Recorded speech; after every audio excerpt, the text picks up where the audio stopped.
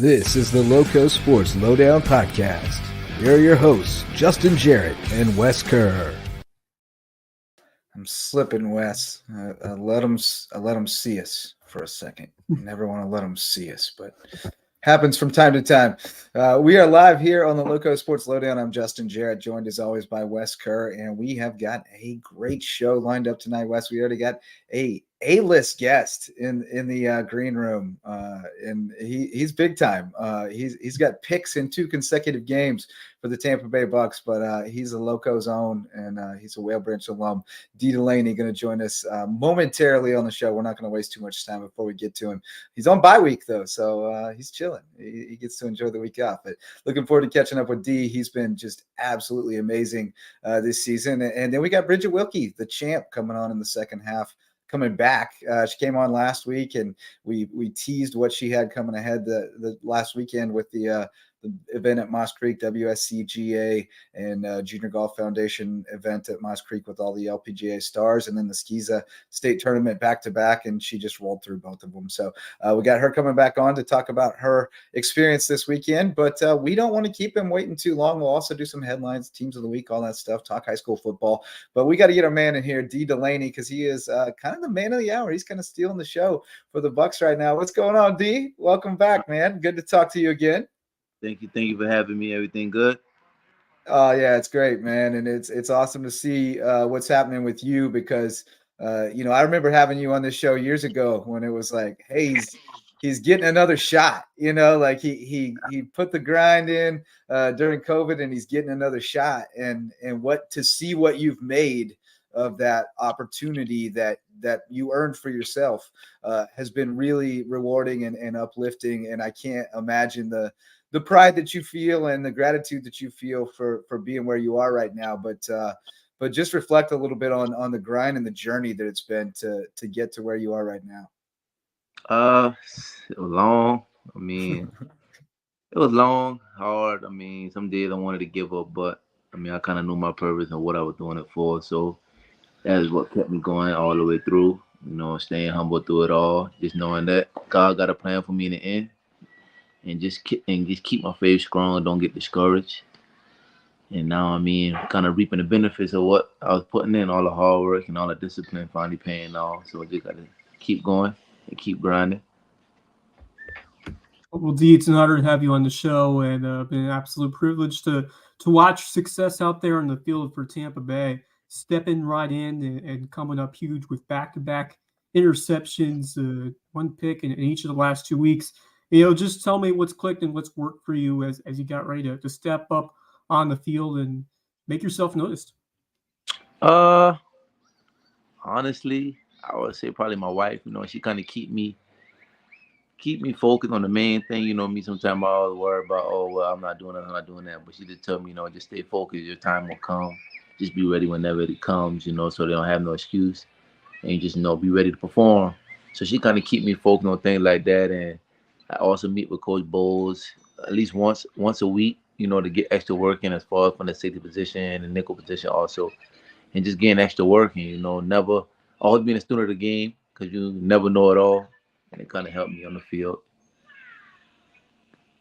Yeah, no question. And I would suggest that probably goes all the way back to your high school days and playing at Whale Branch where y'all punch way above your weight, man. 1A school, you want to go through the list.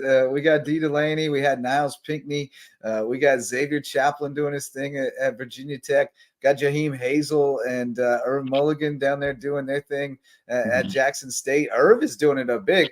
It's a long list, and really there's not a program in the Low Country that has a list that can match that, and y'all are the smallest little school in the county. So, what kind of pride does that instill? And then you got Pringle on the other side of things, on the basketball side of things. So, it's just an abundance of riches that have come out of that little school. So, explain to me what it is about Whale Branch that makes that possible.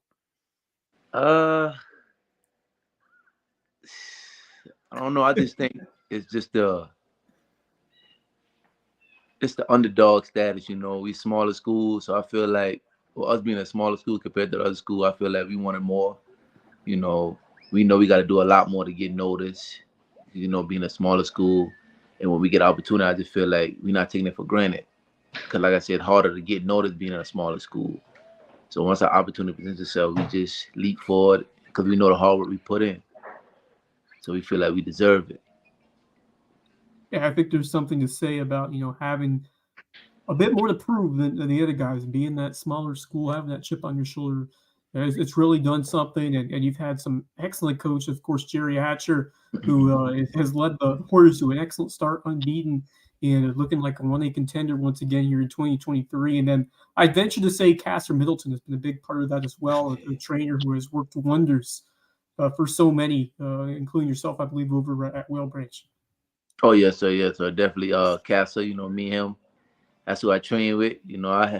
I could have go and just go get a professional trainer or go out the state and do something. But I felt like why not give, homegrown, one of my teammates is in the college for. Why not give my opportunity? It's paying off. Each and every day I ask him, what we doing this for? Like, why we want to do this? But now I'm starting to notice that, okay, he really do have a plan, just trusting this process. Like he always said, 1%, just get better 1% each and every day. And before you know it, it'll all start paying off. Yeah, man, and you're getting to enjoy the fruits of your labor right now. You got picks in back-to-back games, and then you get the bye week, so you get to just kind of feel good about yourself for a week. So, what are the plans? Are you back home in the Lowco now, or what are you up to this week? Really just for chilling. Chill with me, my couple of my teammates and I. We went on a boat. Spent some time with my wife. We might be coming home tomorrow. I'm not sure though. I don't really know. Yeah, see them Warriors. You trying to see them Warriors? They actually got a bye. No, they don't play this week. Yeah, That's rough. You would have for sure bye. been here if they had a game. Yeah, they got a bye. Got to see your boys. What do you think about those boys though? KJ and Bradford, and then you throw Daryl Cummings in the mix. He's really been a lightning bolt. I don't know how close you've been watching, but this is a fun group here. Oh yeah, definitely. I check up on them boys every week. Me and Captain talk at least every day probably. So I check up on them boys and I talk to KJ. KJ like my little brother. So I check up on him. And I don't know. I think Coach Hatcher just got a program, He find a way to get all the players together. It's just scrappy, find a way to win. Yeah. Yeah, it's been a fun group so far. And, I think a lot of it's just those seniors who have been there together and have played for a while as one. And I think it's really starting to help them gel and get that much better. Everyone, combined to more than the sum of their parts to make a good team. And that's what it's all about. And you've had an excellent start as well. 3-1 are the Tampa Bay Bucs. And, you've been a big part of that step. And just, tell me about the process about, when you found out that you had an opportunity to play in that home game against Philadelphia, and then walk me through that just incredible interception you had off Jalen Hurts.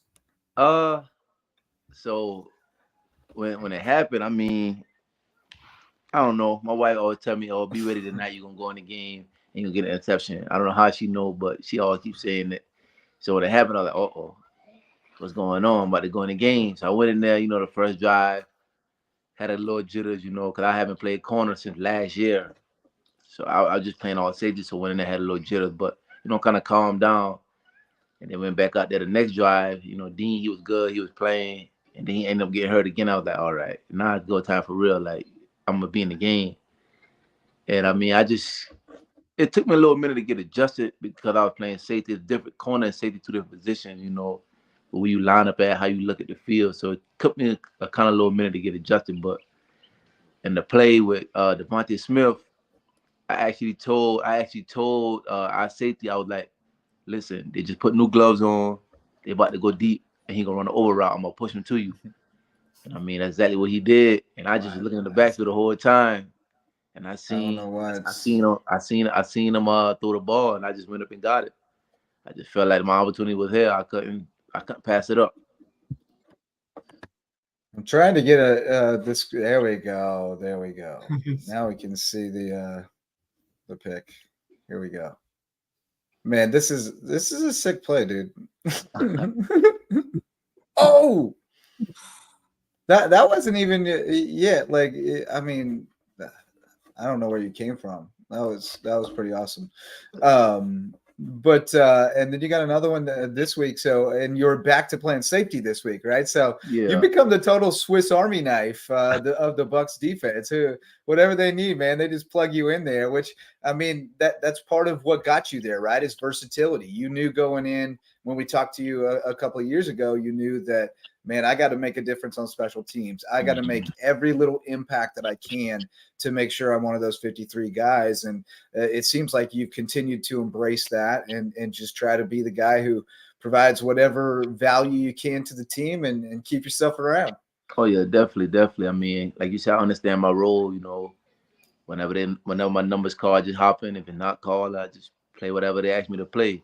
It's just part of the game, you know. Of course, you want to be in there all the time, but it's a team sport. You got to understand what's going on, understand what the purpose of what's going on, and just trust the coaches that they know what they're doing. That's right. Opportunity will come. Yeah. And you've certainly seized it. You'll just talk about that coaching staff and how you've been able to trust them and how they have kind of guided you throughout this process for you to gain that extra sense to get to that next level as a player. Well, I mean, Coach Bowles, you know, he played safety, so it's a little different for him. He's a little more stricter, harder on you, you know what I'm saying? He wants you to be precise. And then, you know, you got Rapone, which is the safety coach. He's more by the book, every little details, you know. So, I mean, those two kind of all set with each other. And then with the cornerback coach, he's down to earth type of coach. He's your player coach, you know.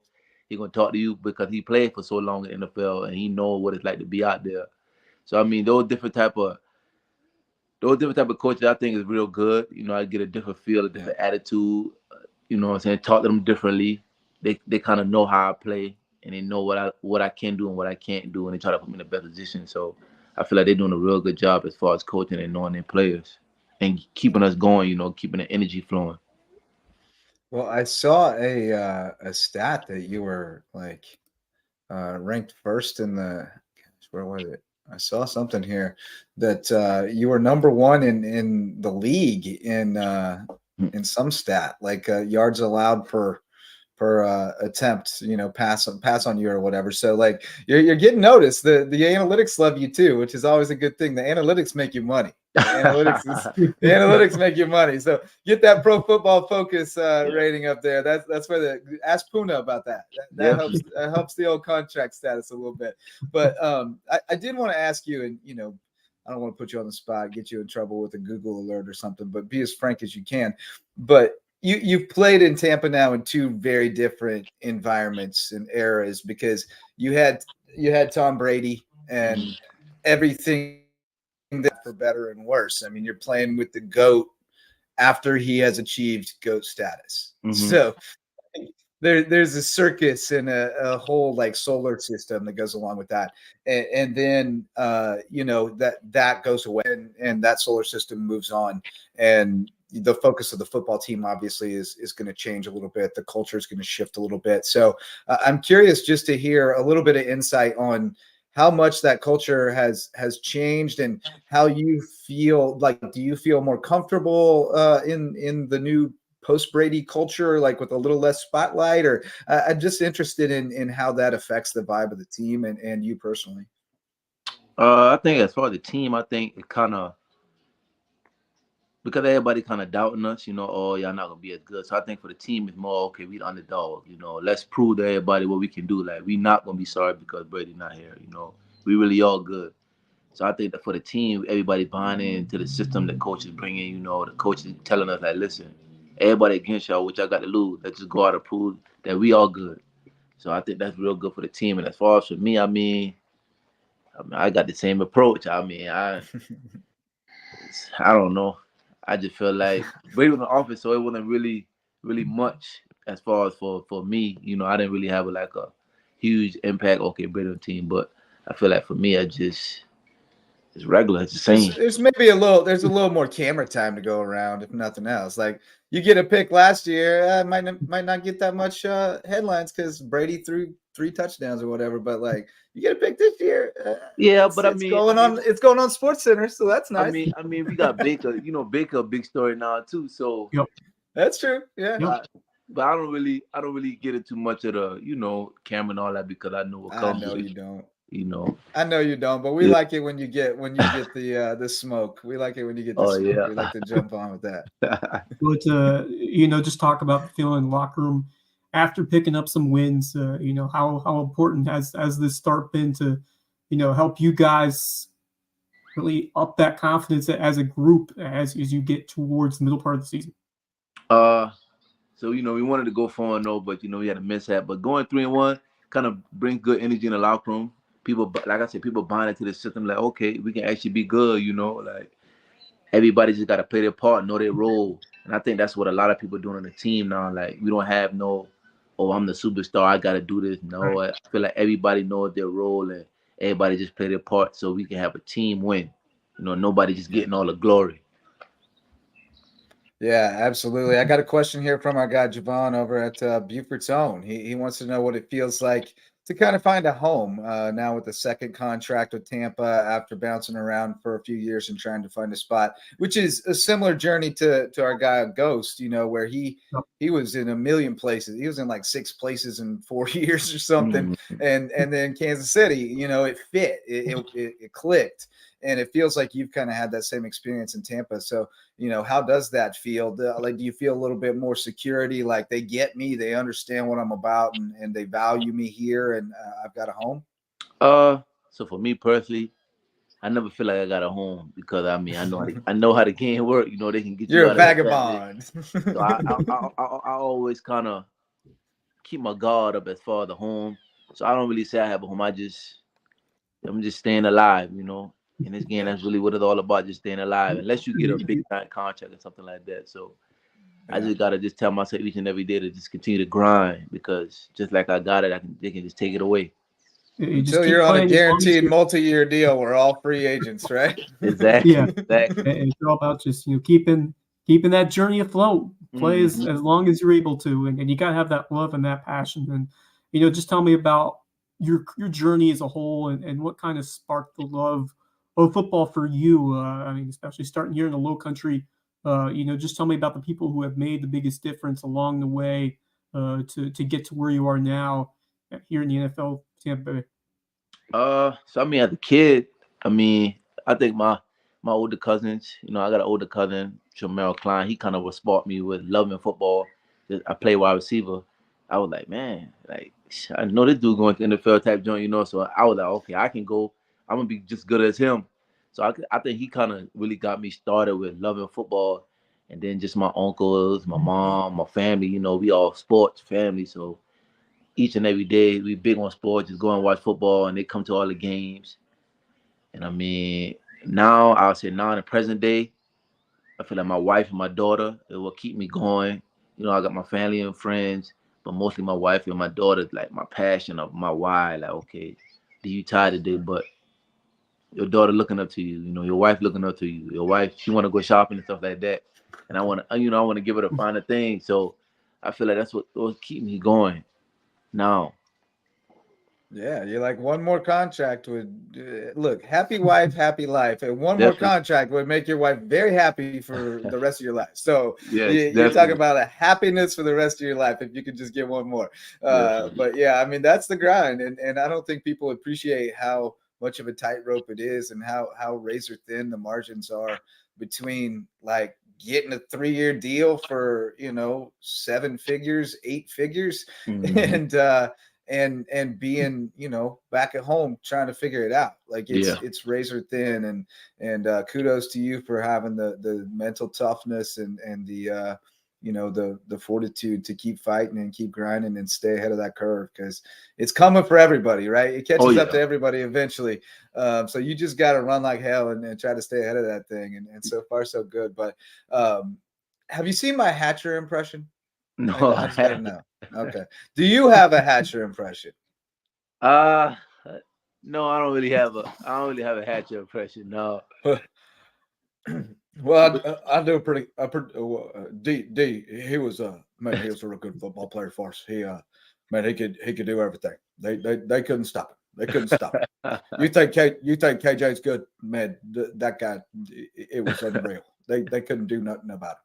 But we got a real good team this year, though. We got a real good team, good seniors. We're gonna go at them. We got Bamberger Earhart every year. We got to get. It's gonna be Bamberger Earhart versus Whale Branch, and we got to be ready for that. So, what do you think? How is it? That's exactly how you sound. I've been working it out, so I appreciate the vote of confidence. Mm-hmm. Dee, have you been able to follow a little bit more of high school football around the Lowco the past few years? Of course, Buford going all the way to win that championship in 3A, the first public school championship in over 7 years or so. So, a big accomplishment for the Eagles to get there. Have you been following any of their players and just Lowco in general? Any guys who have been playing these last few years now, hitting the college, and just tell me about how the Lowco as a whole has really stepped up, evidenced by that big state championship, but just the talent here continues to rise these last few seasons after you've paved the way. Yeah. The Beaufort High, I think that was amazing. I mean, because nobody else in Beaufort County have done that. So I think that was amazing. Just for those guys. And they went back to back. They lost the first year, but I felt like the second year they knew they was going to win it. They said, okay, we got there. We was a little shocked the first year, but the second year, like, oh, yeah, we're going to win it. So, it was amazing to me. I wish we could have won it, But I think all the athletes like Iman Small, Casey Fields, Casey Fields at State, Jaheim Irvin. I think all those guys, they kind of just setting their own path. They're coming down the same path I went through, but at the same time, they're setting their own path and letting it be known, like, hey, we in the low country too. We can play football. We know what we're doing. And even like Nick Pringle, he kind of opened up the door as far as basketball. We haven't seen somebody play basketball in a long time. And the fact that he's doing it, I think it's amazing, especially on the big stage, D1.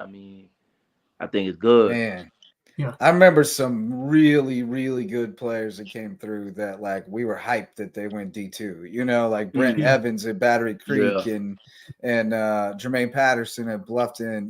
Like they went to prestige D2 programs, but like that was a big deal. So you're right. Like that is a massive, massive deal what Pringle's doing and what Ryle Owens is doing too. Yeah. Definitely in Europe. Like that's big time too. And he's another guy kind of like you and Ghost where it was like the road ran out and you built a new road. Like you built a new road. And I think what Ryle doing is, I cool my hat. Being all overseas, that's even harder on the mental part. You're away from all your family and friends and stuff like that. So I think he's doing an amazing job. Hopefully he get an opportunity, to come back over in the States and actually get an opportunity in the NBA to ball. Because I know he can play. It's just all about opportunity. That's right. Mm-hmm. Our guy Dwight Cummings noting Whale Branch up to number 3 in the coaches poll. I don't know is there a coaches poll? Yeah. We're talking about the media poll. Yeah. I'm not aware of a separate coaches poll. But Whale Branch number 3. I got him number 2. I've had him number 2 for a minute. I'm trying to get him to number 1. I just need somebody to lose. Just waiting. I got Hampton County up there too. Hampton County is legit too. Like they're fun. They're fun. I wish Whale Branch and Hampton played this year. That would be good times. But well, hey man, we appreciate you, and you enjoy the rest of your bye week, and hopefully we can get you on later in the season, maybe to preview the Bucks playing in the playoffs or something. Okay, definitely, man. Thank you guys for having me. Always a pleasure to be on. Absolutely, man. You're welcome anytime. You just let me know when you need some FaceTime. We'll get you in here. All right. Take care, D. All right. Great stuff with Dee Delaney, world-class dude right there. So happy for him and his success. Well-deserved, as we mentioned, the work ethic unmatched. And he went to work when others were taking a break during COVID and made himself the best football player he could be and put himself on the market. Big difference. Those couple years. Just it doesn't take much. Just the razor-thin margin between these guys' talents, and he just worked a little harder than everybody else, and he's earned his opportunity. And it just seems like every time he's gotten a chance with Jamel Dean, someone else going down, next man up in the depth chart, and comes through with back-to-back picks, including that. Well, both of them were pretty impressive. The one mentioned against Jalen Hurts, but then the one he had in Winston, he had to hustle over there and dive to get that. The athleticism to make some of those plays, it's not easy. I know. He I showed know. I himself. pulled up the one on Jameis. Like I was looking for the Jalen one, and I pulled up the wrong one. And I was like, "Oh wait, like that was a good play, but that's not the one I was looking for. The other one was ridiculously good, like viral good." So, Yeah. no, just awesome to see the success that he's having and see him balling out. Casser knows what he's doing, man. He is. It's there. He's working some wonders. Let's shout out some sponsors because we're a little behind the eight ball here. MVP sponsors, starting with the official realtor of Lowco Sports, my wife Megan Jarrett of the Pierce Group of eXp Realty. She'd love to help you find your place in the Lowco, whether it's a starter home, a forever home, or an investment property. And when we find it, we're gonna look it over top to bottom by calling on Homegrown Home Inspections, the official home inspectors of Lowco Sports. My friend Jan Lucas and his growing team will take care of all your needs. Make sure that house is good to go top to bottom before you make that big investment in this Lowco real estate market. And when it's time to close, we will call on the official real estate closing attorneys of Lowco Sports, Mickelson Law Firm, our original sponsor, still with us 6.5 years later. We'll have to say 7 pretty soon, but 6.5 still. Been with us since the start. Tiffany and Ryan are tremendous people, great assets to our community, and their team will help you with all your legal needs, especially that real estate closing. And finally, hospice care of the Lowcountry and now palliative care of the Lowcountry. They're providing both services to our community on a not-for-profit basis, the only not-for-profit hospice in Southern Beaufort County, and they are taking care of folks with the most caring and loving staff that really wants to make sure that your final days are a peaceful journey and that everybody involved has a pleasant experience. They are also trying to raise money to make sure that nobody has to come out of pocket for these services in our community. So you need to go October 12th. That's next week. I think that's the right date. Under the Stars at Harbortown, we've got Harmonious, a live jazz concert. Going to be a beautiful night. I'm sure the evenings have been awesome lately. So it should be very nice. I'm sure they'll have a fire going or something, keep the no-see-ums away. But it should be a beautiful night out of Harbortown, supporting hospice care of the Lowcountry, our MVP sponsor. So good stuff there. And we were going to go to headlines, but we're going to bump them because our next guest is waiting in the green room. And she's so lovely, we can't make her wait any longer. So we've got the champ, Bridget Wilkie, 2-time champ.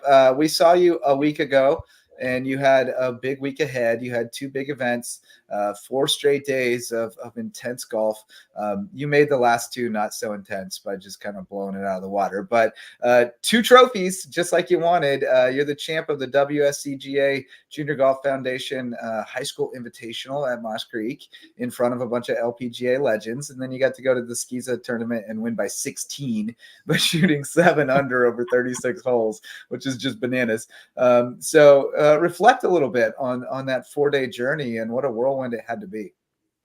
Yeah, I mean, it was such a great experience playing at Moss Creek and meeting some of the best LPGA players in the world. So that was just incredible. And then going to state was lots of fun. Being back at Orangeburg for the 4th year in a row was lots of fun. And with a really young team, I wasn't sure if we were going to pull it out, but we got everyone to the finish line. And yeah, everyone played so well. So I was just really happy with how everyone performed.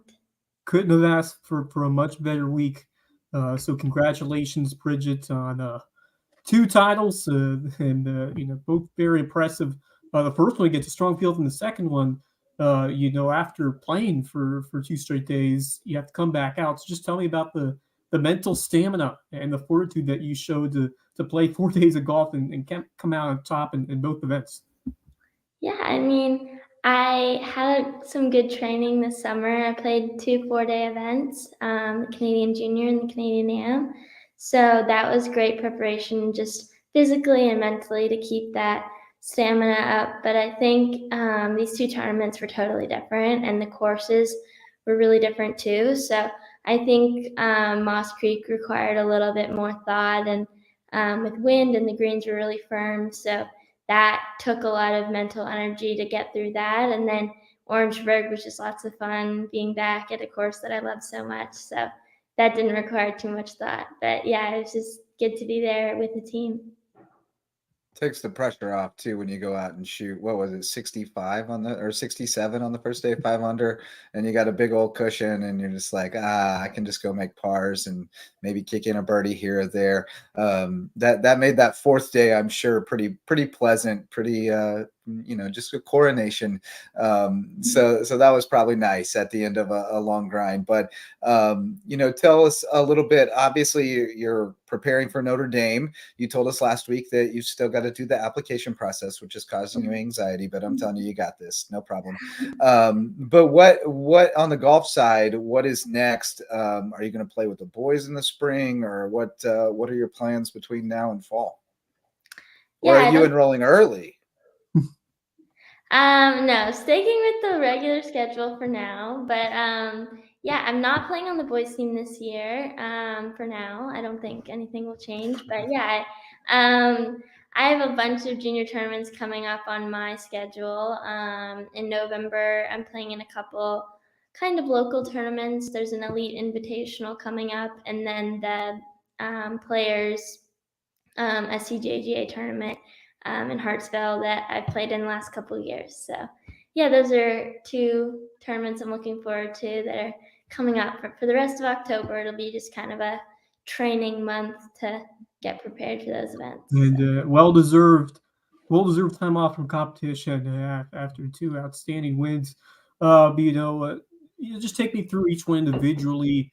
Tell me about what you learned from seeing those pros and interacting with those clinics over in Moss Creek, and then just flipping right over and describe how your team as a whole. Obviously, you had other huge performance yourself, but hype up some of these other young ladies and tell them about how they did to push you guys over the top.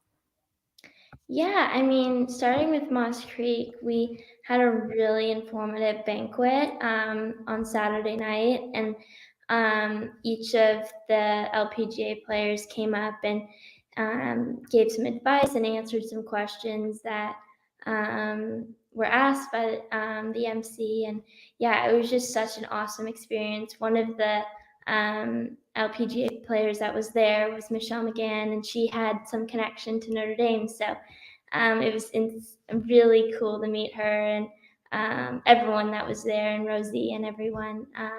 Just an awesome to hear their experience on tour and kind of their starting advice for getting better. So that was awesome. And then going on to your second part there, I was really, really proud of our team. We had a lot of grade 8s and some grade 9s on our team that for them, it was either their first or their second 36-hole tournament. So for them, it was just awesome to finish and make some pars and get better each day. So that was awesome. And I was so proud of everyone for sticking with it through the season. And everyone tried their best. And that's all we could ask for. Everybody, it's hard for some people to remember, but even the really good players were like not good players at some point. Like that's why you had to start somewhere, and so it's really important, I think, for people to remember that you've been through it too, and for you to remember that too, that it wasn't always easy for you, and obviously you have that empathy gene, but I think it's important for teammates to have that and understand that we aren't all blessed with the same physical abilities, and we all have different ceilings, but we try to get the most out of what we can. And certainly you have done that. You've created a great opportunity for yourself at Notre Dame, and we talked to you a little bit last week about studying business. So that's great stuff. But you mentioned too that pro golf is something that you do aspire to, at least at this point. Obviously that road you can hit roadblocks that force you to look down a different path. But what are the things that you see yourself having to do, over your time at Notre Dame to make that a reality, to have an opportunity to keep playing as a career? Yeah, I mean, I honestly don't know. There isn't really one straight line to that goal, Right. but I think other than just getting better each year and trying to go as low as possible, I think working hard in the gym and on course and mentally, I think that's all you can do. And if your game's at a point after college where you can try for that goal, then that's awesome. So that's what I'm gonna do, if that's where I'm at, then that's perfect. If not, then there'll be somewhere else I'll go. So one foot in front of the other. exactly. Walk through the open doors and go around the obstacles. Once again, a fantastic week for you, but obviously for anyone, there's always a lot to improve on. What are you most looking to do these next few weeks to get you to the point where you're ready to compete again? Yeah, I mean, I think the first thing, that high school season, we play kind of shorter distances than I usually play in my tournaments on my usual schedule. So I think kind of getting that work in with those longer irons again, who haven't really seen a lot of shots in the last month or so. So getting those sorted, and then there's always work to do with the short game. And I wasn't super happy with my putter on the second day of state, so can work on getting some putts in the hole. So Yeah, you only shot 2 under. Jeez. It's easy when it's easy with wedges in your hand though, right? Like that like you said, when you get to use the short irons all day, it makes it look easy. You can throw darts out there. But definitely different challenges ahead for you for sure. But well, Bridget, enjoy your downtime as you it's not really downtime. You got to go to the range now. The tournaments are the fun part. Now you got to go do the hard work. You got to go to the range or the putting green. But enjoy the work, enjoy the struggle to be the best you can be. And we'll definitely check in with you soon. I'm sure you'll have some newsworthy event that we'll need to get you on for, and you're a lovely guest. So we'll definitely do it. Well, thank you so much for having me. It's nice to be back. Yeah, we'll definitely, you'll be back. Don't worry, you'll be back. You're a frequent guest now. You're a friend of the show. Amazing. Thank you so much. All right, take care, Bridget. Yeah, friend of the show for sure. She's outstanding. And one of the things that we strive to do by putting kids on here, one of them is giving them an opportunity to think on their feet in this live interview format, and to be able to process and formulate thoughtful answers. Because if they want to play at the next level, they're going to have to be able to do that, period. There's going to be cameras and microphones, and you're going to have to be able to do it. And even if it's just your SID at media day, they're going to try to put you on camera and put a microphone in your face, I promise. And so you got to be ready for it. And we're trying to prepare them for that, but we're also trying to put up exemplary standards of what is possible. And Bridget Wilkie is that. I mean, she is a role model, a lead by example role model. And I hope kids, take note of the mindset and the mentality that it requires to play at that level. It's impressive. We have had some tremendous student athletes, but she is right there as the epitome of a young lady who demonstrates all that it takes to succeed as one, and as a student athlete, both in the classroom for hard work there, and then just to grind, to get to practice, put in that extra effort, and then it shows out on the course. I mean, I have not seen someone, boys or girls, throughout these last few years who have had that much successful consistency and just winning week after week. It's just head and shoulders. I mean, there's no competition. She's like just head and shoulders above her peers. Yeah, she is. And obviously, I mean, that's here. Like when she goes, somewhere else, she's among her peers. At Notre Dame, she'll be among her peers. But I think she'll benefit also from being in an environment where she's pushed every day to be her best, and she's around others who are motivated in the same manner she is, at the same level she is. Because it's hard. That's another thing people underestimate, is the kids who are on that level, who are really motivated on that level. They are so rare, and they are on an island, man. Like they get frustrated sometimes because they don't understand why their teammates aren't on that level with them. And that's a hard thing for some kids who are just intrinsically motivated when they see others around them who don't have that.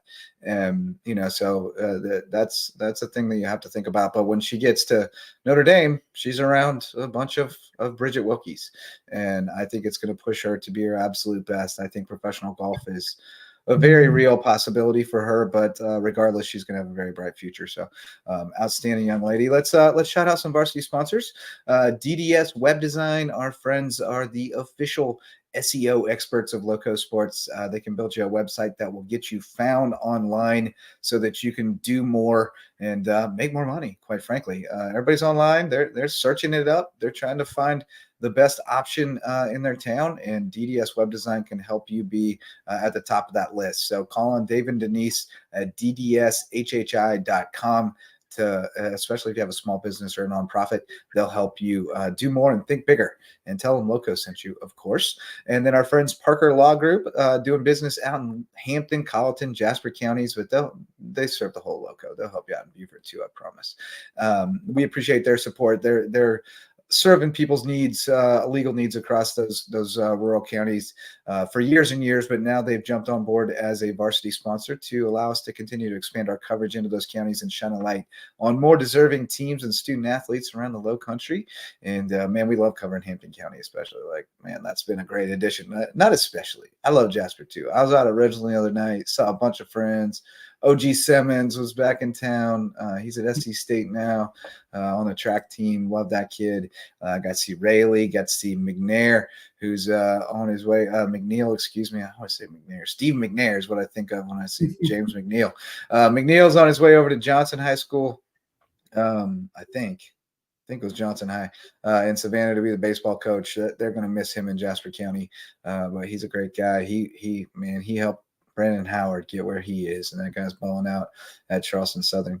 But anyway, those are our varsity sponsors.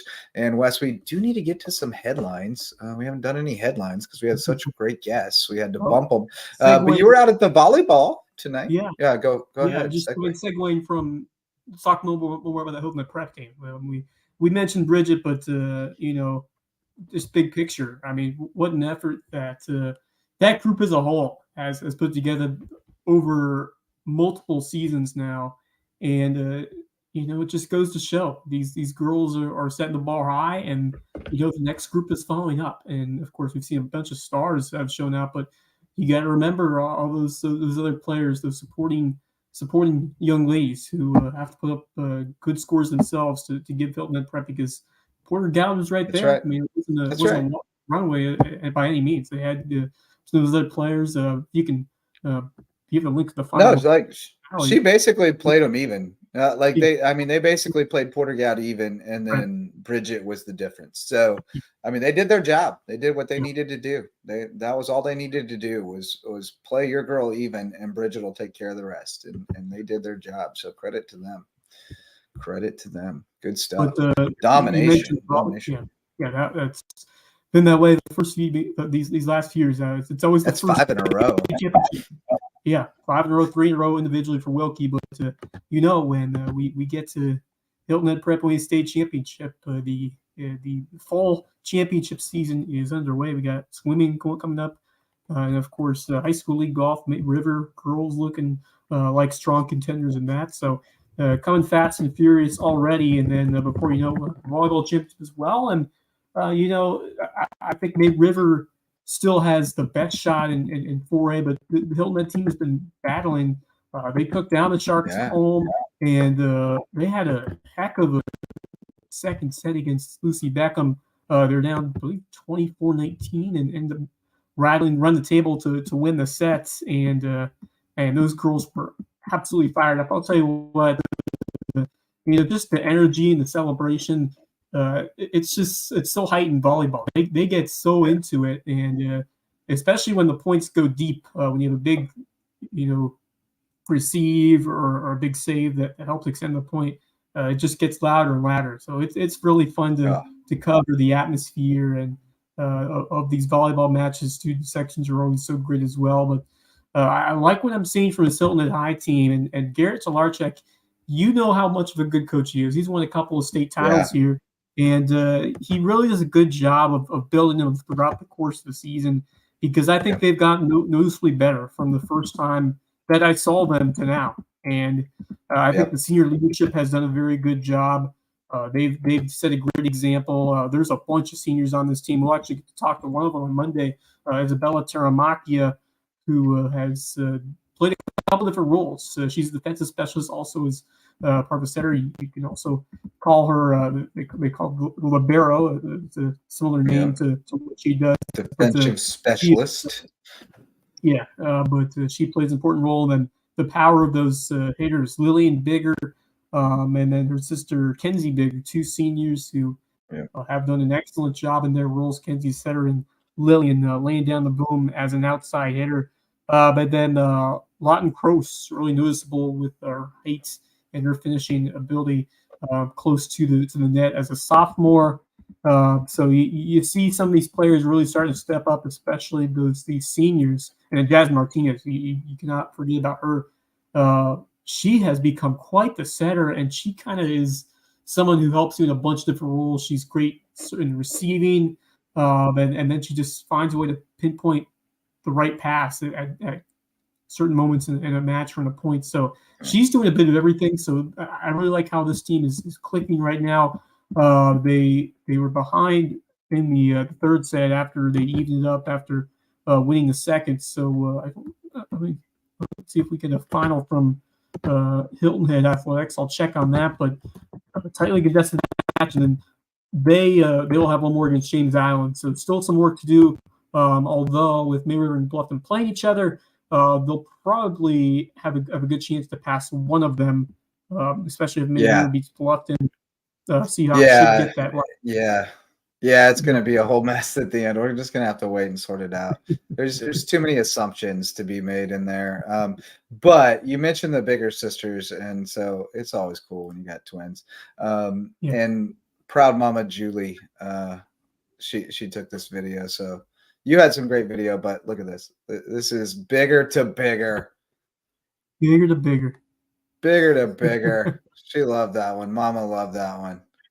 I mean, that was a really good effort too, to get it up. I don't know which one's which. I think that's Kinsey, who makes a great effort to get to it, and then Lily puts it down. Said about that simply chemistry. Force. They've been playing each other for a while. Oh yeah. Yeah, that was fun. I just had to play that because I solicited that clip and then I didn't use it on WHHI. I ended up using your clips, so I had to use it. I had to share that because Julie did good camera work. She kept it pretty steady. She got a little janky at the end because she got too excited, but she kept it pretty steady for both of her girls being involved. That's hard to do, to keep a steady hand. Yeah, you gotta have the. I didn't play the audio. There was some anxious mom talk, on it, so we didn't play that. You have to keep a lot of attention. I'd like to have a camera on her on one team, like the gymnast parent cameras. Those are the best. I'd love to have a volleyball camera. I'll tell you what, those twin moms, those volleyball moms, they get into as much as those kids do, and. That's that's why I coach. That's why I coach, because if I had to be outside the fence, I'd be a whole mess. I got to be in there. I got to have my hands in it, or I'd be a whole mess. No question about it. Any other headlines? It's kind of a slow week this week, in a sense, because we got through the golf and now we're waiting for the other golf, and we're kind of in this transitional period right now. But to your point about which, I wanted to say something to your point about Garrett Talarchuk, because it relates to something else I saw tonight. Will Howell over at BA posted something, and it related to their middle school volleyball team, but it resonated because he pointed out the feeling of beating a team that you had lost to before. And you mentioned Talarchuk, and I just think it's a great measure of a coach when you can motivate a team to come back and play somebody that has beaten them previously, and you come out and you beat them. I mean, that's a great measure of a coach that they motivated the kids to do that, and it's a great measure of a great reflection on the kids. And it's just such a great feeling as a coach to be able to point at them and go, "You remember when they beat us 2 weeks ago? We beat them tonight because of you. You did that by putting in the work." It's just such a good feeling to be able to connect the dots for them. So, I've always held Garrett Talarchuk in very high regard. And this year is another example of it, because they struggled the first time through the round robin, lost to both May River and Bluffton, and they got them both on the flip side. Yeah, that second time through the region, you learn a lot from facing the first. Talk about in basketball and other sports. Yeah. Football not as much because you only get to play a team once unless in the playoffs again. But Right. Yeah. in volleyball, you have the luxury of seeing all these teams, their strengths and weaknesses, and watching that and getting to play them again and see how you've improved. And these girls have really taken all the messages from Coach Solarchek and his excellent staff, to action. And now we're seeing a team that has built up their game in a variety of ways as they get towards the playoffs, and that's the goal. You want to be playing your best volleyball into the postseason, and you mentioned it. If you can qualify out of this region, you have a great chance of picking up some wins, because you look at the Region 5, Region 6. Obviously, there's some talent over there, but you've already been battle testing through some of the best teams that'll you have to face. And we talked about that in girls soccer, very similar with Beckham and James Allen and May River in this volleyball region. So, and it's easy to take somebody lightly too. When you're a 1 or a 2 seed and you're playing at home, it's easy to overlook somebody because of where they finished in their region or their overall record or whatever. But no, they'll be ready. They'll be ready. Hilton Head they'll make somebody fight for a win to knock them out for sure. But let's talk a little football. Let's we got it starting up tomorrow night again. It's time again. And the time it flies. We're into week 7 already, and we got before we wrap up. Before we talk about week 7, let's wrap up week 6 because we have another honoree, just one this week, but from the Football Coach Association, but someone who's we haven't talked about as much, who is very well deserved. I mentioned him, I believe, in the recap pod, but Josh Bond was instrumental in Bluffton's win over Hilton Head Net Bridge Bowl. I mean, there were a couple times where he came up and made huge stops on that run game in Troy Timpco. Yeah.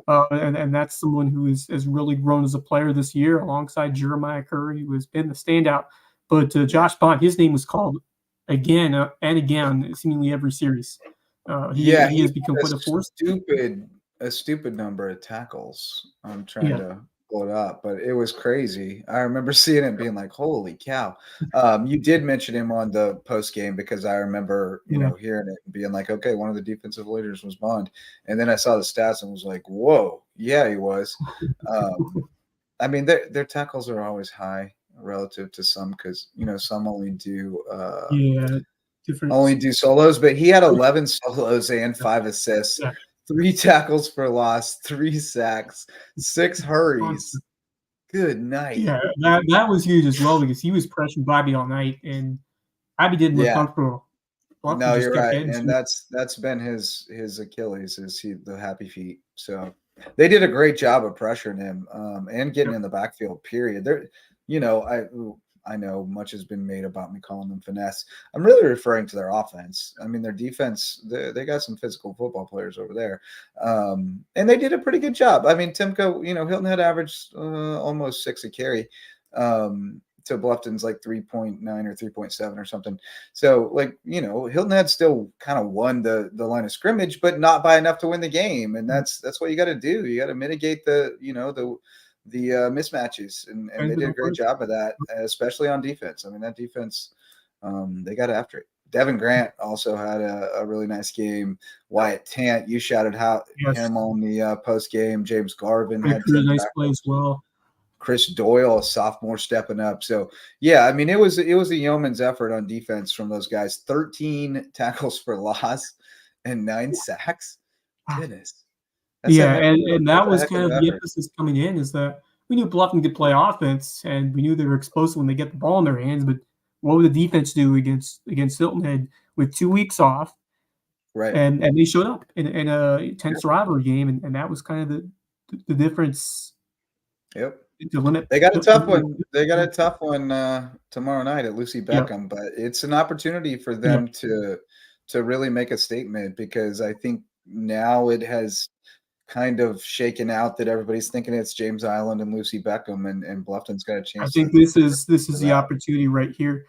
I'm Hilton Head does have them at home. But I do think Bluffton, if they continue what we saw in terms of that pressure and that fight on defense, I think they have a shot, and they've shown that it's not just a passing game, but Ethan Golf and Jake Ridgway have done a good job on the ground, and they're going to have to get production from the line. And as you mentioned, I think it all goes with the play of Bays, because you can't afford to make mistakes against a good team like Lucy Beckham, because Bays had another one that should have been picked off that the LG. Yeah, he really should have had 2 pick sixes, right? And I mean, he's the gunslinger. He's kind of the classic gunslinger. You take the good with the bad, right? He's the Favre type guy. But he's got to lessen the bad. He's got to keep the good and lessen the bad. That's the challenge to become what he wants to be. Which is he got an offer this week, St. Andrews. Yep. It's NAIA, and it's probably not on his list of dream schools, but it's an offer and it's something. And I think he understands that he's got to get better, and opportunity this week, man. Like they're going to be able to create some mismatches, and if he makes the right reads, they're going to be able to score some points. But the opportunities like that Lucy Beckham defense is pretty good, and they're going to get after him. So it's going to be quick reads and making good decisions, and not a lot of margin for error, I think. So I think they can outscore them, but they've got to be pretty precise. Other games, I had it pulled up and now I've lost it. There we go. I got it. We got Hilton Head at Colleton. Well, let's go through the other 4A games real quick. Hilton Head at Colleton and James Island at May River. I think Hilton Head should be, the favorite there, even at Colleton. But certainly Colleton matches up pretty well there. I mean, they're physical up front, and I think they did well in that Hampton County game, stopping that run. Obviously, early in the season, but they got more depth. They've got more depth than BJ. I just don't know if they still have the morale at this point. 1-5. It's been a brutal schedule, but 1-5 is hard to swallow. And then James Island, May River's got to catch lightning in a bottle somehow. That James Island team's a machine. Yeah, they're pretty good. That's a very challenging game. You'll be there though, right? You'll be at that one. You'll be there, and you never know. I mean, you never know, man. I love an underdog story. May River has not had a home game in a long time. I think since week 1 was the last time they had a home game. Yeah, they had West Ashley at home, and that was it, right? Wow. Like, haven't they been on the road since? So maybe that'll fire them up coming back home after a long time. Obviously, didn't like how they played. So let's see if Tanner Mason, the offense, can get going, and it's definitely going to take a lot more than what we've seen. But if the defense can come up with an explosive play, because they held its own against a good Cane Bay team. So it's not like, obviously the last week was a setback, but we know that this defense has the capability of rising up to the challenge. So, I think that's how May River has to stay in the game of making stops on defense and an opportunistic play on offense is how they're going to get done. But James Island scored 25 against Stratford, 51 against Stall, 64 against First Baptist, 49 against Bishop England, 28 against Cane Bay, and 56 against Colleton. And McCoy ain't afraid to light up the scoreboard. So it'll be interesting. I think May River's defense is capable of keeping them in it, as you said, but the offense will have to be better than it's been, a lot better than it's been, because keeping them in it for that defense against James Island is like what, 21 or 28. And so I don't know if they can score that many. 8-3A Battery Creek and Beaufort obviously is our big one. It's bad at Creek, man. It's the injuries are worse now. Chase Olson's done for the year, so you got a freshman quarterback in. Nick Underwood's done for the year. Another running back's done for the year. So it's Damien. It's really not much. It's Damien and Derek Smalls and Leroy Tyus, and they're trying to carry the load. But man, I think Beaufort will have a nice get right game. It's looking like after a tough loss against Philip Simmons, but I feel for that Battery Creek team. That one loss they had early in region play, that was the game, and last week, And that game was they were up 7-0, I think, or 7-6, and then they fell behind 13-7, and then Chase got hurt, and the offense was at a loss. Yeah, the defense shut them out the rest of the way, but the offense couldn't score. So it's tough, man. It's really tough. there's a few kids that are still grinding it out, but I think Yeah. I think And props to those guys, because that says something about your toughness. That even when the chips are down, to keep battling and play out the rest of the season, and especially for those seniors, those guys savoring moments, because you only get a few more games, and you want to make the most of them every time you have out in the field. And it can be tough sometimes, but at the end of the day, it's just about continuing to fight and battle and keep grinding. And I have massive respect for those young men who are continuing to go full throttle to help this team out, and we wish them all the best. So, certainly, I'll second Dwight here. Smalls is a very good football player. Yeah.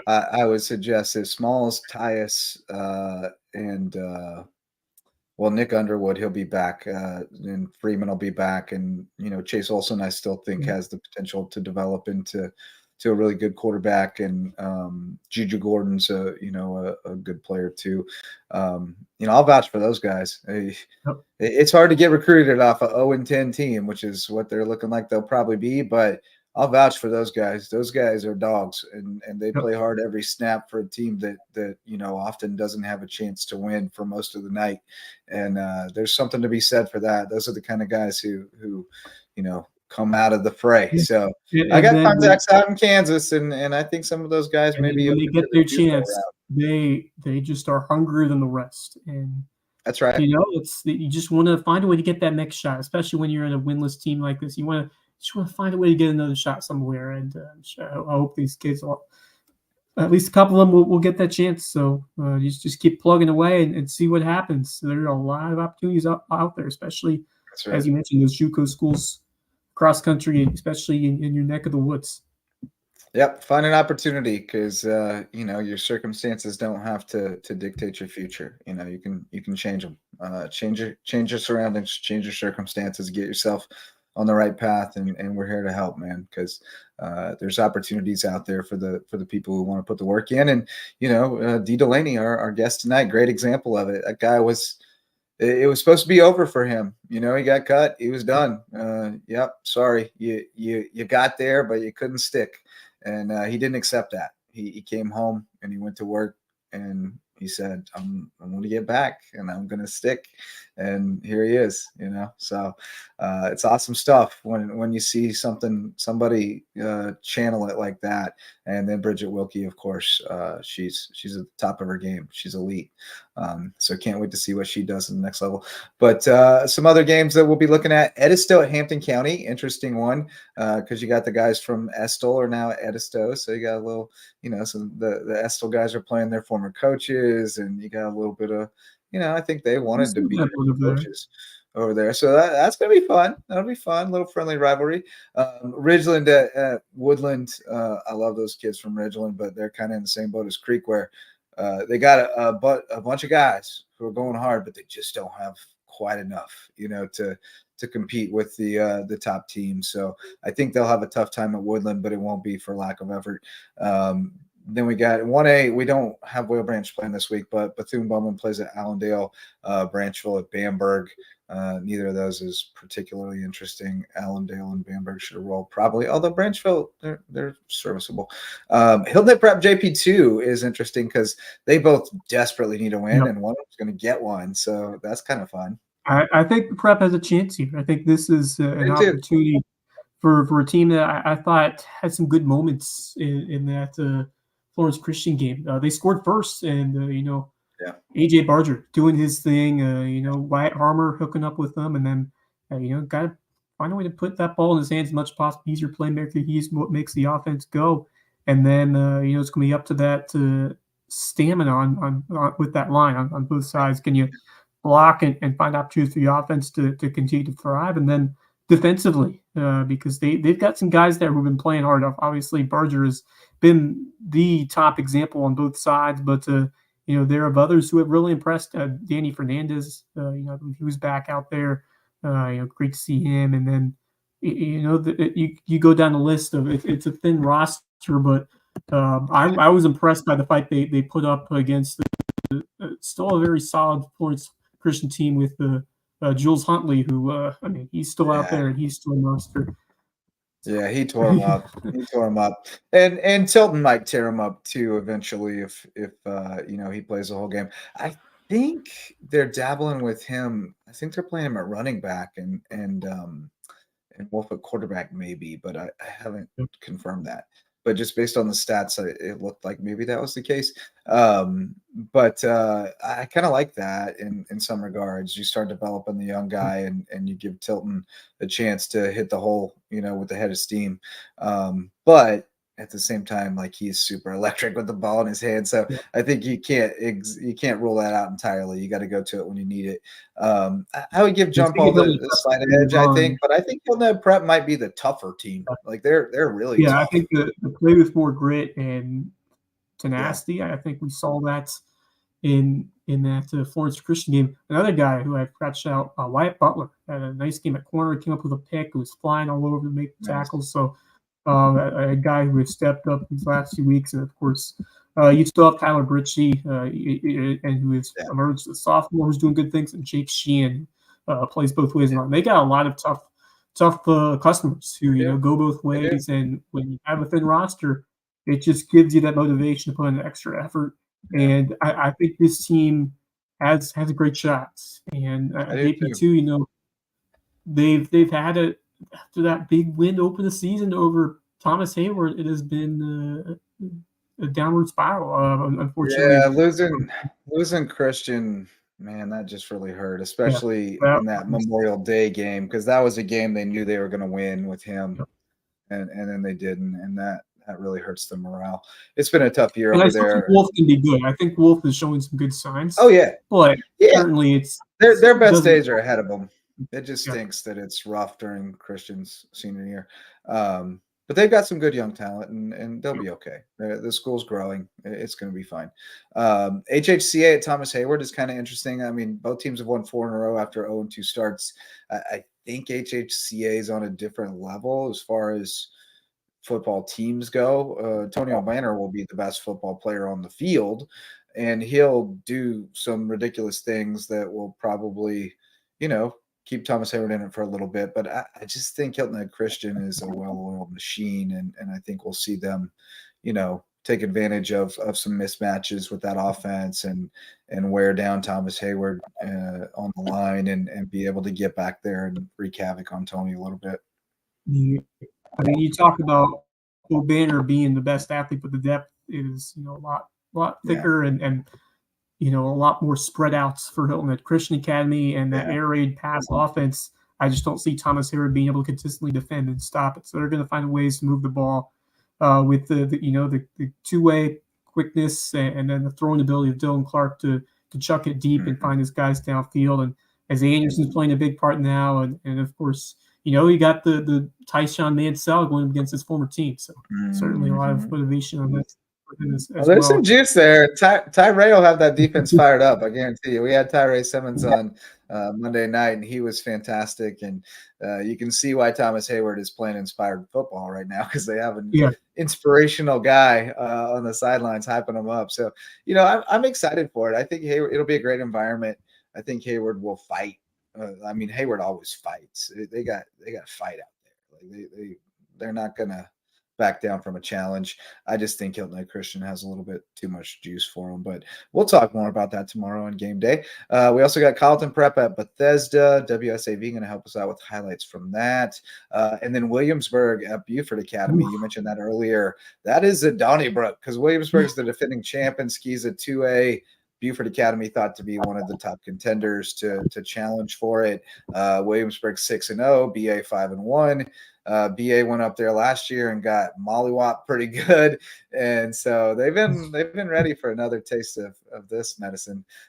Should be a fun time. I may end up there. I'm going to start at Battery Creek Buford, but if it gets ugly, which it might, I'm going to hop around the corner on the Isle of Ladies and hit up BA for the second half. I expect it to be competitive. We mentioned how good this BA team is, but Williamsburg, they still got Camden Moore, they still got Teague Ward, all those guys from that state championship. A good part of them, they're back. So that's going to be a good litmus test, I think, on both sides to kind of see where the power is, the shifting of power is. Obviously, not having Devontae Green, if he can't play, that's a big loss in multiple ways for Buford Academy, especially by how hard he plays on defense, in addition to his capabilities offensively in the blocking. You mentioned how much in sync and on chemistry they've been. But that's you certainly wish they still had him out there playing. But Jackson Porter is going to be the spark plug, and then you got Zeke Gonzalez, who can make some plays in space with his speed, and then of course DJ Schubert, who can run as well. So they've still got some weapons. And Baby out there. Devin, don't sleep on Baby Devin. Baby Devin, what a catch he had in the HHCA game! That was sensational. It was insanely good. Insanely good. It was jaw dropping. I mean, I did not think the chance to make that catch, and then that kind of shifted the game. Unfortunately, they weren't able to find a way to win it. But I mean, he's a big time momentum player, and has the clutch factor to come up with those kinds of stops, those kinds of plays offensively as well. So, that's a group that kind of like what we said with Whale Branch. That a lot of those guys have played together for a while. You mentioned Green and Porter, and then some of those other guys as well. And you bring in a guy with experience. Obviously, he had to overcome an injury earlier in his career, but he's seen a lot. He's a level in Dietrich Schufert. He's got his father coaching. He kind of knows the playbook and kind of similar of what we saw Thomas Hayward with the skill position players. So I think it's really coming along well for him. And then that defense is really underrated. Tripp Gregory has been an anchor.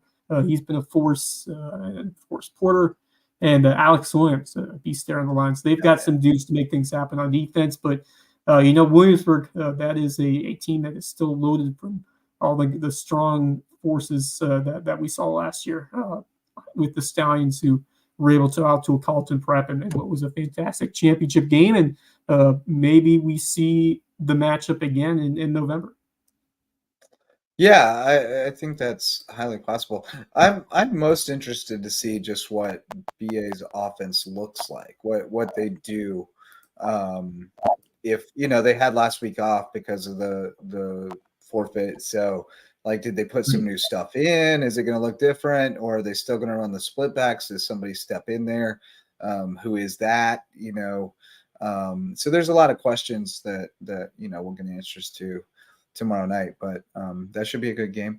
And then Patrick Henry at Dorchester, old pal Dylan Price will be at that one. We're going to try to get him on the show. I mean, he lives right there.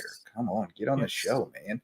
But we'll for sure have, if we don't have him, we'll probably have Stricklander and who knows who else from Patrick Henry. Maybe we get Coach Wayne, who texted me this morning about hats, and it turned out he was looking for a different Justin. But it's all good. I'm always happy to hear from Coach Wayne. And then we got Clarendon Hall at Cross, which Cross is playing out the string, and Clarendon Hall's pretty good. Poor guys, man. And then in the 8-man ranks, we got Holy Trinity taking on Newberry Academy at Whale Branch Middle. And that's a game Holy Trinity should have a good chance to win. They're 3-4. They're having a good year in 8-man. Whatever that means, having a good year. They're playing ball. Playing ball. Yeah. And I think Cross will be having a better year in 8-man too. I think they should reconsider that. That's I'll die on that hill. But that's week 7 in a nutshell. We'll talk about it more tomorrow, 12:30 p.m. On Lowco Game Day Live, and then 11:30 p.m. we'll go live again with Lowco Pigskin Live, recap it all for you. But before we get going, Wes, teams of the week. No, athlete. What are we on right now? Athletes of the week, right? Athletes. I think I got one sitting right in front of me because we talked to her. How can you not go with Bridget Wilkie? After a sensational 4-day span where she captures not one but 2 titles and that prestigious event at Moss Creek, and then blowing everybody out in the water in these state championships. It was not even close. And as I mentioned, to have the stamina to play that long over a 4-day span, which obviously you got to have when you get to professional level, and she showed it. Passing with flying colors, and obviously the competition wasn't as stiff as Giza, but those last 2 days you got to stay focused. There's a big mental hurdle in that after the emotion of winning over at Moss Creek. Got to do it again for an even bigger high school prize at stake with the state title. With it certainly had expectations because you wanted to win that 3rd in a row, and she got it done for her. And I think it says something as well to win as a team because you rarely don't. We saw it at the Ryder Cup last week. Unfortunately, USA coming up short to Europe, but there's always something more when you're playing for a team. You don't want to let your other teammates down in those kinds of events. So I think that kind of motivates everyone, and certainly that's what gets your blood pumping.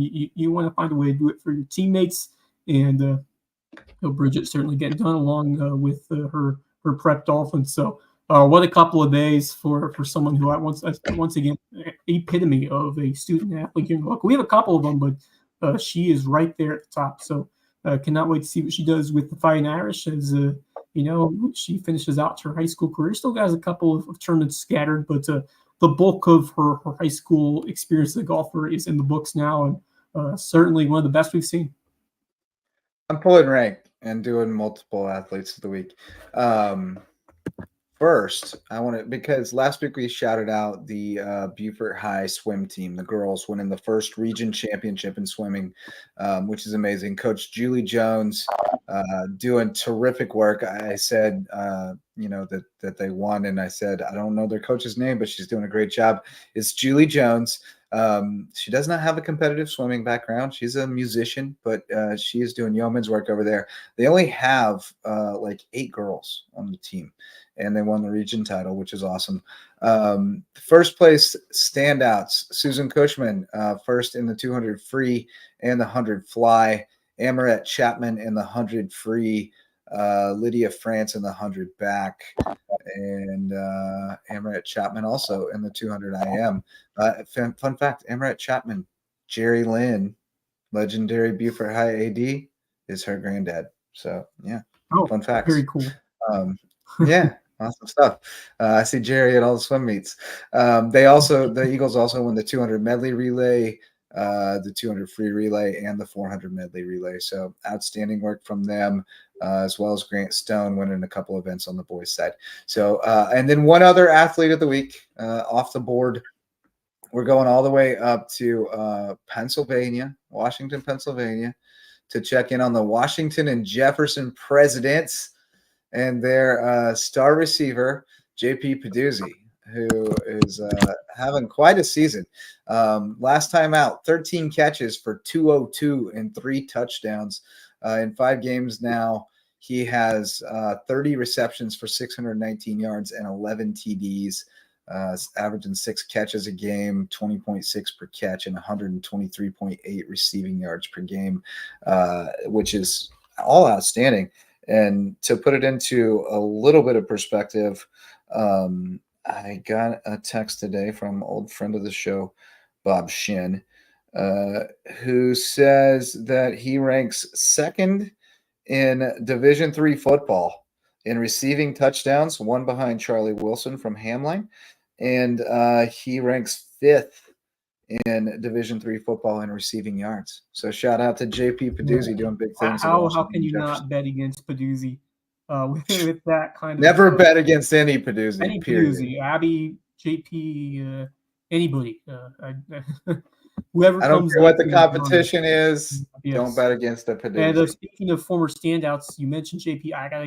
I got to shout out Mr. Lee Kirkland, because he had a record-breaking performance. How about 614 yards passing, winning the NAIA football offense? Man, I can't believe I forgot to do Lee Kirkland. Man, good call. Tell me more about Lee Kirkland. Go ahead. Yeah, over at UPike. Let's pull up his bio on the UPike website. But man, that is someone who we got to see evolve as a 2-sport standout, playing three sports. So I know he played basketball and football, and certainly didn't have a ton around him during his time at Bluffton. But that guy was always a competitor and a fighter on the field, and man, he has delivered quite a show for Pikeville over these last few years, and he has been putting up some ridiculous numbers passing. As soon as he won the job as a starter, he began to show out and just rise to that next level. And my God, he has put up some. He's a truck too, dude. He is huge. 38. He looks like an NFL tight end. Look how big he is. 614 yards, 6 touchdowns, 1 reception last week against Union, a 52-10 win. So, Yeah. Certainly outrageous. Get out of here, JJ. He has done a fantastic job molding into who they want to be over there. But to have those numbers, it just goes to show the work that he has put in at this new spot, the talent that he has as a passer. And certainly it was untapped potential, I think, at Bluffton. We weren't able to see a complete picture, a couple of reasons at play. But, it's just great to see him find a niche here and thrive at this role. And, you don't know really how far we'll go after a year and where he'll take it, but he's made himself an opportunity to play and play pretty well at a school and at a college at the level. We got to get him on here. Yeah. We got to get him on here and have him share his story and his journey, because that's a guy that, you mentioned he sat, he didn't sit. He played tight end. When Jermaine Patterson was the quarterback, and he was a very good tight end. And I think he might have been a Division I tight end if he didn't want to try to be a quarterback. But he wanted to be a quarterback, and you follow where the heart leads, man. You got to do it. And so he wanted to be a quarterback, and he had an opportunity, and he has made the most of it. I mean, there have been times where I think he had fallen down the depth chart or gotten hurt or things, but he's always bounced back and gotten back in there. And every now and then he has a game like this where he just does something absurd. And, like I said, I could see him getting an opportunity to play professional football, whatever that looks like, outside the NFL somewhere. But tell me why he couldn't be the next Kurt Warner type story. That guy was done. He was cooked. Nobody had any belief in him, and he just kept playing. And Lee Kirkland he's got something in him. He's got the measurables. He's got on his shoulders. He can sling it. He can move. He's got great feet. The mold is there. He still looks like an NFL tight end to me. He just. So I think he's gonna get opportunities that may or may not match up with his life and his priorities coming out of school. But if nothing else, he's a great example of a kid who had a dream and just couldn't let it die, and found that one place where they would let him be a quarterback and just go be a gunslinger. If it does end here, if it ends at Pikeville, still a very successul story. 100%. Yeah. The memories too. Just like that dude, he balled out. He went and balled out. He played hard every time. Every time they let him strap it on, and he ain't done yet. So cool stuff. We definitely got to get Lee on here. He was always one of my favorite kids to bump into and talk to around the way. Neat kid, and he had a neat story too. He got to play for his granddad, Michael too. At Bluffton, play basketball and football. He coached on the football staff too. So, and his dad, Richard is on the staff. Great guy, by the way, Richard Kirkland. Man, he had that Ridgeland program going about as good as anybody's had it in many decades. And and then he got the opportunity to join the staff at Bluffton and took that. But he's an outstanding young coach and not young anymore. He's like my age, but he's an outstanding coach, and they're fortunate to still have him over at Bluffton. And I think he may get a chance to be a head coach again if that's what he wants. Now that he's a empty nester. Now that his boys all grown up. But enough about that. We've rambled on plenty long enough. I knew this one wasn't getting inside an hour with the guests we had tonight, Wes. There was no chance. But let's shout out the Lowco Booster Club and then get out of here. We got Prime IV Hydration and Wellness. Great addition to our health and wellness community here in Bluffton. They are now open in Belfair Town Village. You can go sit in the lovely massaging chairs and get juiced up with the IV drip filled with all your vitamins and minerals and everything you need to get feeling right. They got a different concoction for whatever ails you. So go see my guy Max. Tell him Lowco sent you to Prime IV Hydration and Wellness. Then we got Rooted Living Wellness. They do a little different, making you feel right over there. They'll crack you up, give you that chiropractic adjustment. Got my guy Ambrose. I know he's feeling good about Mizzou being undefeated like me. So he's probably giving extra special, chiropractic adjustments and massages right now. So go see him and get worked over. You'll be feeling much better, and just being around him will make you feel better too. He's just a ray of sunshine. And then we got Barefoot Floor Care of the Low Country, Chris Odom, also a ray of sunshine, but he will also clean everything in your house from floor to ceiling, whether you got wood floors, tile, vinyl, whatever these new things are that are a mix of the two, that your dogs can't scratch up. Carpet, upholstery, like I said, ceilings, he'll clean it all up, and he's the best guy around. And this time of year, if you like horror movies, ask Chris about what good horror movies you need to check out, because he's an aficionado. So call Barefoot Floor Care of the Low Country and get those floors so clean your feet will thank you.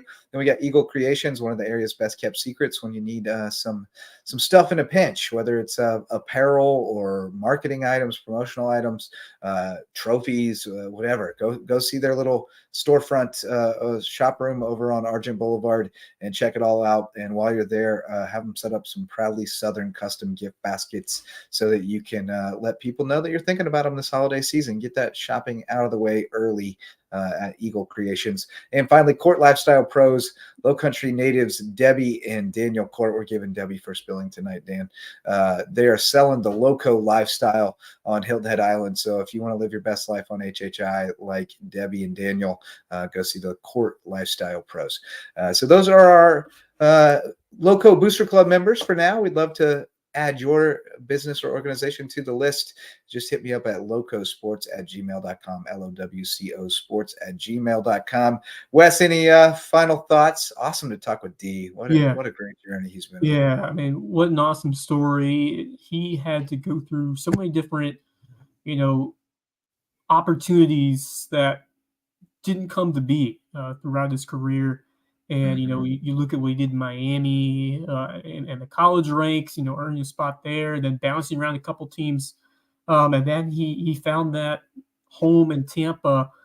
And it was, I remember during the COVID time where he was, training back at home under Middleton over at Whale Branch and got a call. And, man, as he made the most of it, and it seemed like every time they've needed him to step up, he has been active, making plays and producing for Tampa Bay, and he's earned himself, a chance to get some staying power here in this organization, and certainly has gained the trust of his coaching staff. So it's been really fun to see a guy who's just been himself in different situations across his career and coming up victorious in the end. And we've said a lot about how he's blazed the trail for this next generation of athletes, not just football, but we see across a variety of sports now.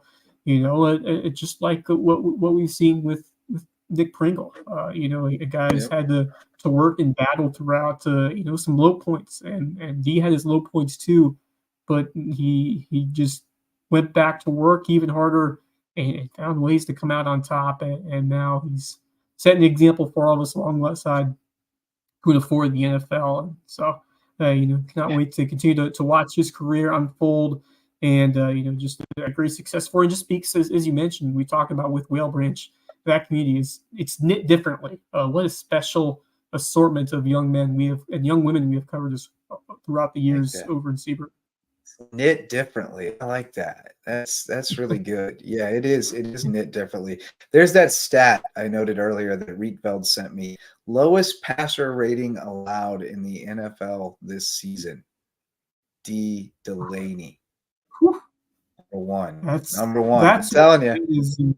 That's the kind of stuff that's what front offices are going to look at when you're looking at roster position battles or just future contracts. The analytics will most of the time tell you a good story. I mean, you just look at how much those numbers have been a factor in throughout sports, and if you're able to produce even in short snippets and put up numbers like that, you're gonna get noticed. And I think he's going to do really well, and I expect to continue over there. I believe he was.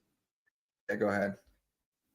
Yeah, I think it's going to be a battle with Jamel Dean. I think he's earned himself consideration for what he's done when he's been out. So we'll see what happens in terms of nothing else. I mean, if anybody in the secondary doesn't look like they got their stuff that day, you got Dee Delaney in the bullpen, and he can fill any of those roles. So it's a great place to be in. And I believe, if I recall correctly, he was like sitting in the car pickup line to pick up his daughter from daycare or school or something when he got the call from Tampa Bay a few years ago. So for him to say tonight, connect the dots and say that his wife and his daughter are the inspiration to keep doing it, that's pretty cool. It's pretty cool. Awesome. It's special stuff. All right, man. Great show. Enjoyed it very much. Many thanks to Dee Delaney for jumping on with this, but most of all for just being a great ambassador for the Lowco and a great, example for kids to try to follow, as well as Bridget Wilkie doing the same. And excited to see what she does at Notre Dame. And we're definitely going to keep in touch with her. And thanks to all of our sponsors. Thanks most of all, though, to y'all for showing up to listen and watch. Special shout out to Javon, Dwight, CJ, Charlie, all the usuals that came out to watch tonight. We appreciate you, the usual suspects. But that's going to do it for us. I got to get to bed. Big day tomorrow, week 7. Let's go. Until next time, I'm Justin Jarrett for Wes Kerr. Go Lowco. The LowcoSports Lowdown podcast is a production of Lowco Media LLC and LowcoSports.com, an independent media outlet providing grassroots local sports coverage in the South Carolina Lowcountry. We are sustained by community support from sponsors and patrons like you. Get in the game with a monthly pledge of $1 or more at patreon.com/LowcoSports to keep us going and growing. Go Lowco.